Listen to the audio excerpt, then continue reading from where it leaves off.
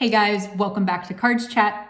Last video, I went over all the things that I wish I knew before I played my first live poker tournament. Today, we're gonna go over everything I wish I knew before I played my first cash game at a casino. We have a lot to go over, so let's just jump right in. The first thing that you're gonna do is sign up for a game. If there's no open seat, you're gonna join the wait list. If you're already at the casino, you'll walk up to the front podium and add your name to a list, whatever game you're there to play. If you know that that poker room is always full, you can always call in ahead of time and put your name on the list. You usually get 30 minutes to an hour to check in with the front podium after calling in. If you're starting a brand new game, you normally can just bring cash to the table and they will bring racks of chips and sell them right to you at the table. If you're joining a game that's already in play, you're gonna go to the cashier, hand them some money, they'll give you your chips, and then you can be on your way to the table. If you have a little bit of a wait time, you might want to take this time to go and get a player's card. Normally in poker rooms, you get some sort of comp. It might be small, but you normally get some sort of comp for playing poker. Usually $2 an hour at places like Bellagio or the Wynn, and you can put that towards food later on. Okay. You're dealt your very first hand. One big mistake that some players make is they lift their cards a little too high, or they don't use their second hand to hide their cards from their opponents. Normally people are pretty good about saying, hey, I can see your cards, but you can't rely on that. You have to make sure that you're peeling your cards. Just figure out a way that works for you. Some people like to do it on the side. Some people like to do it vertically like this. So just make sure you have your second hand covering it however you open your cards. Then once you see your cards, if you're gonna be playing the hand, you might want to bring a card protector, or you can use a chip from your stack to cap your cards, we call it. And that just lets the dealer know not to take your cards. If you're in the 1 or the 9 seat, which is to the direct right and left of the dealer, it's happened many times. They'll see your cards maybe in a different spot than they normally are when you're playing your hand, and they assume that you folded your cards. They swipe your cards. Now that beautiful pocket aces is in the buck. So to avoid that, make sure you cap your cards with a card protector, maybe like the CardsChat card protector, which is really heavy and really nice. If you have a funky card protector, they double as nice conversation starters.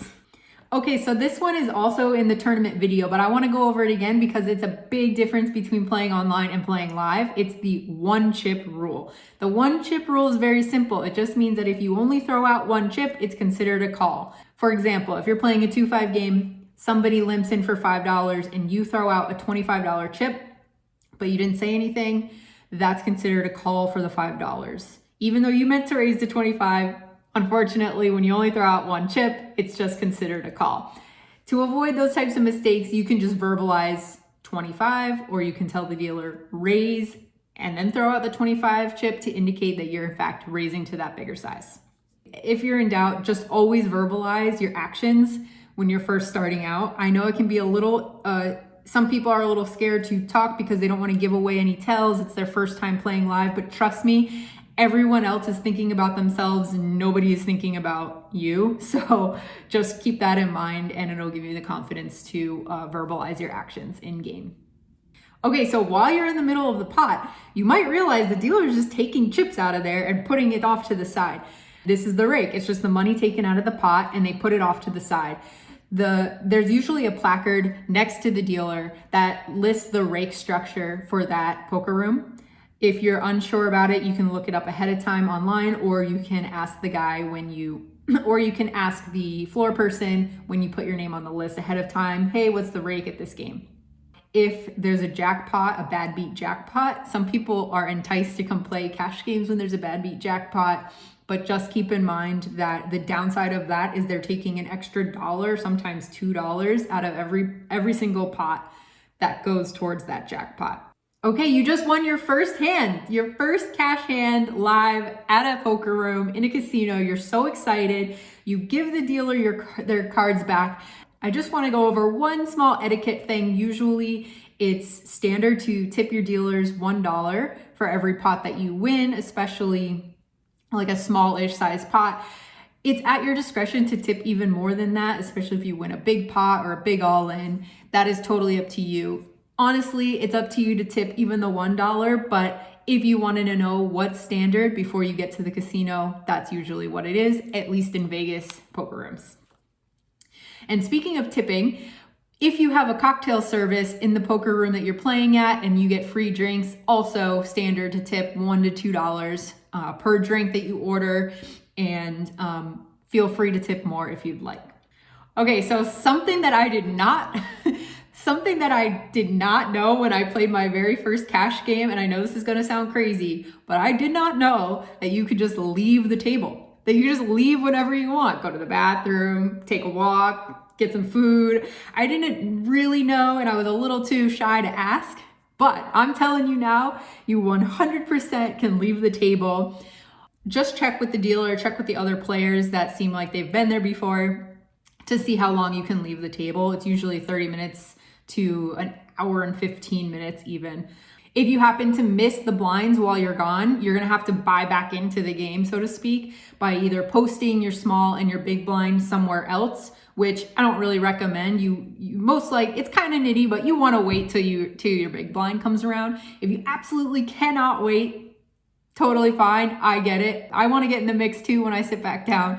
Just toss out your small blind and your big blind amount, and then you're back in the game. If you're almost in the big blind, I would just recommend waiting until you're in the big blind so you're not essentially paying the blinds twice for one orbit. If you get to the table and you're about to be the small blind, you can do something that's called buying the button, which basically just means you're throwing out your small blind and your big blind at the same time so that the next hand you can get your button.